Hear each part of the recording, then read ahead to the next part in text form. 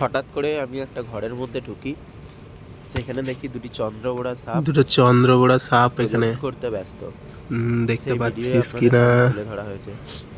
দেখ, আসলে আমি এখানে ঢুকে দুটো দেখি সাপ রয়েছে, গার্লফ্রেন্ডের একটা সঙ্গে ছেলে সাপ, মোবাইলে ছেলে কথা সাপটা দেখ বলছে।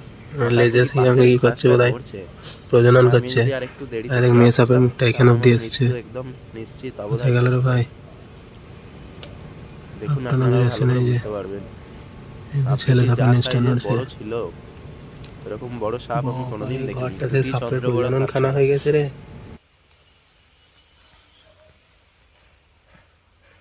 এই দেখ, সবাই দেখে নাও,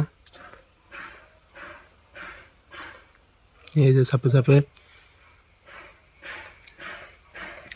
এখানে যৌন সম্বন্ধ বানাচ্ছে। এই যে লেজে লেজে হচ্ছে ওদের কি কেস। এই যে ছেলে সাপের মুখটা, আর মেয়ে সাপের মুখটা এই যে এখানে অব্দি এসছে। এরা এখন বাচ্চা দেবে, এই ঘরটাতে ফুল পার্টি হবে এদের এখনই।